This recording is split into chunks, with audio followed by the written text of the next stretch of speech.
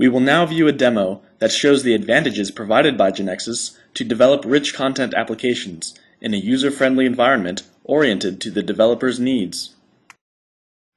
Let's suppose that we're asked to develop a software system using web technology to automate the tasks of a company dedicated to selling products. In short, a billing system is needed. So what we need to do is describe the company's reality using Genexus objects. Building on this knowledge, Genexus will automatically create the database and generate the application programs for us. To do so, we start the Genexus development environment. Here is Genexus's integrated development environment. It's a cutting-edge IDE with a look and feel that is familiar to developers, and which has an extensible architecture that allows them to add components and capabilities to the Genexus copy that was originally installed.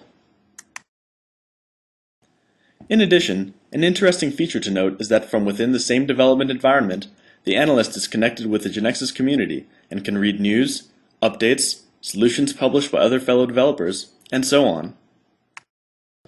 To start working with Genexus, the first thing we have to do is create a knowledge base. To do so, we click on New Knowledge Base, and in this dialog box, we enter the knowledge base name, the folder in which we will store this knowledge base, the language that we will use to generate the application, and we will leave interface as web and the language as English, and press the Create button. At this time, all the objects and structures necessary for the knowledge base to be ready to work are created. Genexus configures these objects and starts them with default values that we will be able to change and customize later, modifying our application's behavior and appearance.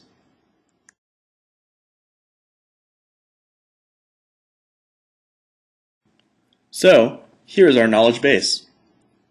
Note that the knowledge base navigator has several objects created by Genexus.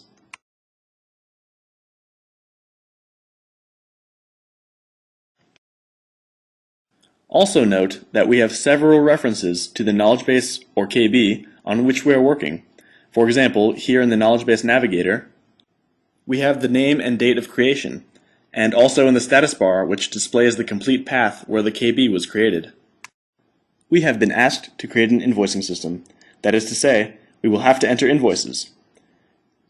The Genexus object, used to interactively enter and edit data in the database, is called the transaction object. Therefore, we will have to create an invoice transaction. Let's click on the New Object link. In the dialog box, to create a new object, we select an object of transaction type.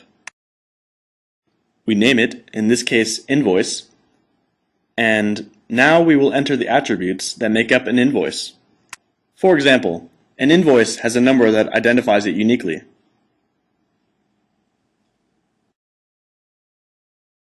Let's say an invoice ID of numeric type, but in this case I will create an ID data type of numeric type simply because I anticipate that we will have several identifiers of ID type, and we will want this number to be auto-numbered. An invoice also has an invoice date.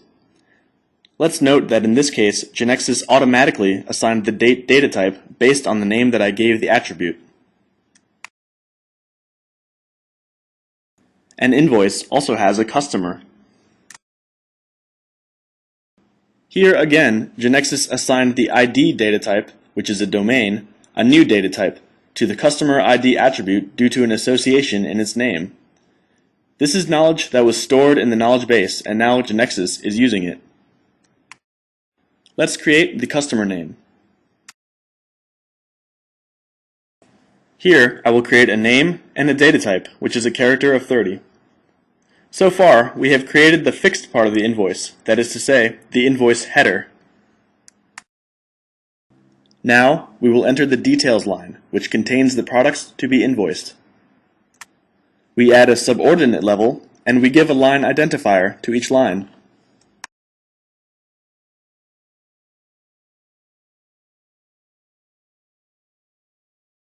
A line also has a product.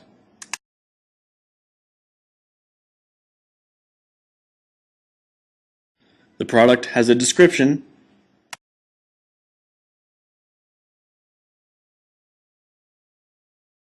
and a price. And here I will create a new data type, a numeric of 10.2. These new data types, called domains, give us an advantage because if we later change this domain, all the attributes based on it will be updated automatically. So a line also has the amount that will be invoiced,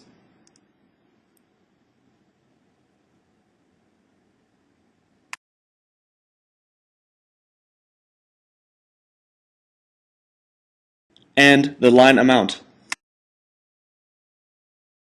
Notice that since the attribute ended in amount, Genexus automatically found that it could be the data type of the domain we had defined. To finish, we add the invoice total.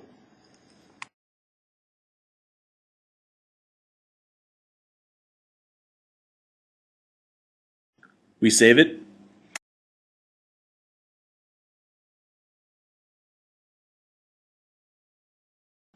As a matter of fact, the line amount could be calculated by multiplying the product price by the quantity of products invoiced. So, the line amount will be calculated as a formula.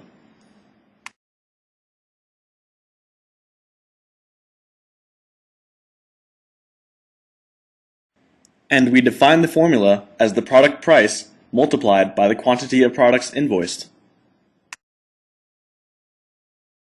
Also, the sum of all lines is the invoice total.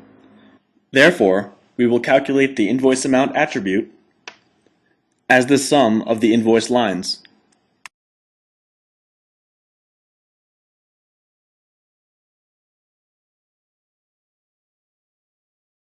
We save. From the structure of this transaction object, Genexus will obtain the information to automatically create in the database the tables needed to store the invoice data. For example, we'll see that in this transaction, two tables will be created. An invoice table corresponding to the invoice header, and an invoice detail table corresponding to the detail lines of the invoice.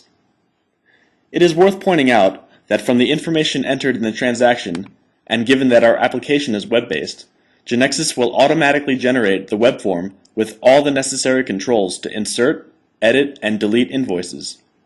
Next, Genexus will build the invoicing web application with no need to write a single line of code.